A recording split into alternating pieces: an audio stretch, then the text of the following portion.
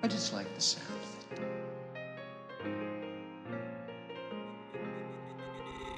Захожу я как-то поиграть на Рлов, а он какой-то корейский. Всем привет, это первый выпуск в подобном формате, в формате Ion Podcast. Сразу оговорюсь, для моих англоговорящих зрителей вы можете включить английские субтитры, если они не включились у вас автоматически. Просьба не бомбить в комментариях на тему «Нафига ты делаешь ролики на английском языке с английскими названиями, а играешь на Рлофе, ведь тебя же смотрят только из СНГ». Ты ошибаешься, мой дорогой друг. Итак, поскольку мне и не только мне, давно есть что сказать по поводу происходящего в нашей любимой игре, в частности ее российской локализации. Почему бы не использовать для этого мой YouTube канал, где я волен творить, выкладывать что угодно. Тем более, как мне кажется, подобная категория контента, что называется, зайдет. Но это не точно. Откровенно говоря, я планировал отснять подобное видео еще в апреле месяце на тему концепции мастер-сервера и вещей, которые могли бы спасти нынче умирающий проект. Но материала в текстовом виде на выходе получилось столько, что было целесообразнее оформить его в виде статьи, которая не прошла демоническую модерацию в официальный Ion Digest и была опубликована в альтернативном источнике. Впрочем, опять же, если подобный формат подачи вам понравится, просьба дать мне об этом знать в комментариях и поддержать положительными оценками. В таком случае, возможно, я обновлю информацию в соответствии с актуальной на данный момент той самой полулегальной статье, наберу сил создать действительно длинное видео с ее полным содержанием. Итак, переходя непосредственно к теме подкаста. Играющим на российских официальных серверах 22 августа привалило огромное счастье в виде ивента «Запредельная заточка» с гордым лозунгом «Плюс 20 не предел» и обрушилась на голову горой великолепных камней, несбыточных надежд и горящих стульев. Наш любимый локализатор с легкой руки ввел в неизменном виде давнешний корейский ивент, где пользователю предлагается практически даром купить себе 75-й Apex VIP в виде своего рода пустышек, изначально заточенных на плюс 15, с 3 фиолетовыми маг-камнями внутри. При успешном усилении сверхпрорыва до плюс 18 и выше, его можно обменять на настоящие полноценные броню и оружие путем эволюции у соответствующего NPS и, конечно же, с помощью определенного количества передаваемых особых волшебных камней. Apex VIP, как известно, согласно изначальной концепции игры, всегда считался своего рода эндгейм экипировкой и должен быть сложно добываемым и затратным процессом. С подобным ивентом игрок покупает примерно за 12 миллионов ящик у NPS и при наличии волшебных камней пробует его заточить на подходящую ему цифру. И уже в первые дни это стало доходить до нелепости. А говорят, на 30 открывается вторая пассивка. Что еще более забавно, ровно за 2 месяца до установки подобного вызывающего общественный резонанс ивента, локализатор в яростных попытках остановить отток онлайна или даже привлечь новых пользователей, в том числе и переманить людей с фришардов, установил ивент «Аватар» с говорящим лозунгом «Новый герой сразу крутой», в рамках которого предполагалось получить уже готового персонажа 65 уровня в хорошем PvE эквипе и минимальном наборе расходки, стигмы предметов для того, чтобы апнуться высшего Даева и пойти покорять просторы Атреи. Надо признать, что результат в виде подскочившего онлайна, обилия разодетых в манор новичков и твинководов и даже гнета на них в мировой чат с предложениями не лезть подобными персонажами в поиск группы к нормально одетым опытным людям действительно имел место быть.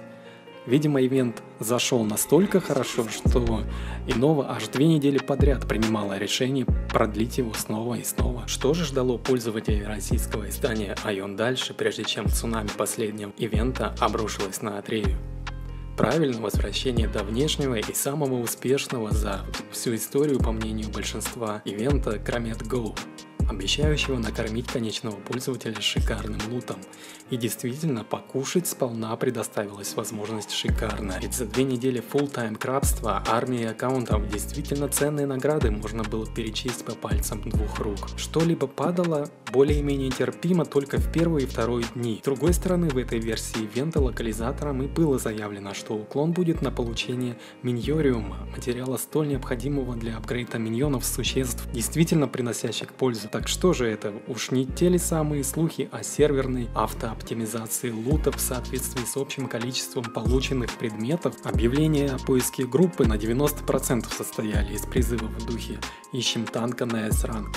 И по мнению локализатора происходило неопровержимое насыщение пользователя необходимыми ценными предметами. Да, действительно, стоимость редких ящиков с мощным оружием и доспехами надежды снизилась раз в 10, ведь количество реально играющих людей, как ни прискорбно, явно меньше числа мерцалок и коробок доспехами, обесценившимися во время ивента. Но что касается ресурса жизненно необходимого для реальной конкурентоспособности с другими загиренными персонажами, это тоже было предложено пользователю, но скорее под видом, мягко говоря, иллюзии. Итак, 22 августа тот самый день настал. Вероятно, по изначальной задумке Кореи, если таковая имелась, игрокам предлагалось реализовать и вывести весь поток нафармленных камней в предыдущих ивентах, и в завершении версии 5.6 обзавестись эндгейм экипировкой. Хотя для корейской версии это было слабо актуально и скорее являлось материалом для тех, кто захотел точиться выше, чем плюс 20, как и призывает нас радостный слоган от Innova. На фоне происходящего всеобщая монетизация проекта почувствовалась как никогда иначе. Бесспорно, предпосылки к этому были и раньше. Вспомнить подобные переломные моменты, как отмена границы заточки бижутерии, непосредственно вот прорыва на вещи и тому подобные новшества, но в данном случае произошло принудительное навязывание улучшения экипировки для игроков, которым так или иначе интересна PvP составляющая игры, ведь многие играют или играли в Айоны исключительно из-за нее. Вызвав знатный общественный резонанс на форуме и в обсуждениях, уже в первый же день произошел небольшой отток онлайна, и локализаторам были выставлены отчаянные рейты раньше положенного времени. Что же действительно удалось поднять, так это онлайн пользователей на Гоха и приток тем в раздел о продаже персонажей. Наблюдая подобную политику слепого перенимания ивентов с корейского издания, где же вы хваленые региональные особенности, когда так нужны, закрадываются опасения, уж не это ли конвульсия локализатора и проекта. И это не очередное обещание конца света. Возможно, официальное закрытие Ion Digest уже первый шаг к началу конца. Вполне возможно, нам расскажут в соответствующей статье в прощальном издании через несколько дней что-то новое, чего мы не знаем. Наблюдая подобную картину, невольно можно задаться вопросом, а вообще закупили ли версию 5.8, или же Innova пустилась во все тяжкие и стремится собрать последний урожай прибыли и отправить проект на доработку, как это было в случае с локализаторами Bless. В рамках данного подкаста также хотелось бы привести мнение насчет ситуации в кластере проекта давнего наблюдателя Ion Вселенной и опытного игрока за класс Снайпер, возможно известного вам под ником Sites. Как ты оцениваешь ситуацию на сервере в целом? Что можно сказать насчет онлайна? Так уж ли заметно падение и чем оно обусловлено? Ситуация на сервере весьма печальная. Заметить это достаточно просто, банально зайдя в игру в Prime Time. Поиск группы, поиск по классам. Все указывает на то, что онлайн стремительно идет к нулю. Чем же это? Почему? Что случилось?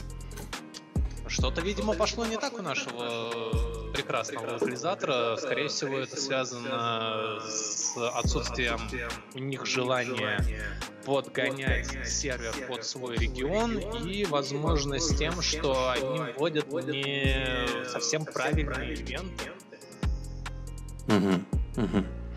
А что поменялось кардинально с вводом и установкой free-to-play модели? И в целом она адекватно, считаешь, была организована? Наверное, под собой она имела, конечно, безусловно, исключительно благие намерения, только вот free-to-play как такового обуславливается тем, что с отменой постоянной подписки приходит очень много доната. И ивенты очень явно с этим моментом разделились на ивенты для всех и ивенты для избранных. Собственно, подобное расслоение еще сказывается тем, что донатные ивенты имеют под собой очень агрессивную политику и вынуждают людей либо вкладываться, потому как донат в основном идет на PvP-ориентир игры, То, что идет для всех, идет скорее, да, с таким легким PvE контекстом, с возможностью что-то получить, но это не всегда имеет стопроцентный вариант, а то, что идет за баблосики, то уже более реально, естественно, тоже не стопроцентно, но профита-выхлоп имеет больше. Соответственно, их фри-то-плей, возможно, и начинался очень здраво, но приблизился к упокою, потому как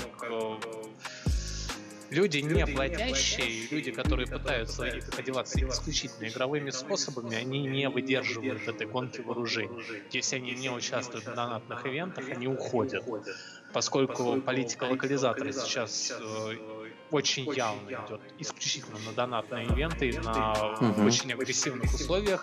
Они свой фри-то-плей в зародыше и задавили. Его сейчас не видно. Играет абсолютно та же кучка людей, которая играла на момент платной модели, и она же осталась на момент ввода бесплатной, когда только притекшая свежая кровь начала, так сказать, стекать обратно. Начала свои похождения в мире Атреи. Да, она начала и закончила их очень быстро. Часто они, имея в виду локализаторы, ссылаются на зависимость от Кореи в плане вводимого на местном уровне контента.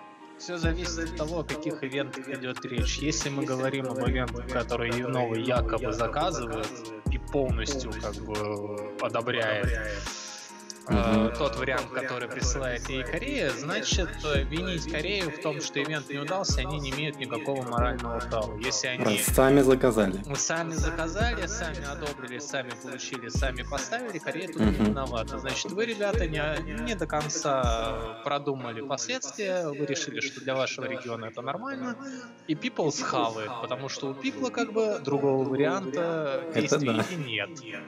People, к сожалению, никто не спрашивает. Все мы знаем, чем заканчиваются попытки новые обсудить возможный вариант ивентов или действий на форуме. Они в любом случае сделают так, как решат. Мнение аудитории их в этом, к сожалению, не волнует. О региональных особенностях. Получается, что они пытаются путем этого словосочетания их любимого оправдать максимальную монетизацию проекта. А на самом деле, что должны подразумевать собой эти региональные особенности? Региональные особенности должны подразумевать под собой максимально комфортные условия для игроков своего региона. Естественно, мы не говорим о полной халяве. Мы говорим об адекватных условиях, которые будут приемлемы для играющих, при которых игроки будут приходить и оставаться на сервере, а не приходить и смотреть, какой пиздец, и уходить отсюда нахер обратно, потому что им такое не вперлось. Как только они начнут создавать условия для игроков, а не говорить, ой, нам Корея не разрешила то, ой, нам Корея не разрешила это, ой, Корея такая плохая. Если вы не можете справляться с действиями, которые подразумевают под собой работу локализатора, сдайте проект и уйдите нахер с рынка. Спасибо за мнение, за уделенное время. С вами был Сайт. Всего плохого. Что ж, мы наблюдаем за ситуацией. Все, кто спрашивает, заточился ли я на плюс 20, да, заточился. Камнями с предыдущих ивентов, разбросанных по разным персонажам. Ивент-шмот, предлагаемый для заточки, кстати говоря, передаваемый. Возможно, я запишу отдельное видео с демонстрацией конечных статов персонажа в плюс 20 квипе, когда он будет окончательно готов. Если вам понравился формат подачи информации и вам есть что сказать, а я думаю, что есть, выразите мнение в комментариях. Спасибо и до новых встреч.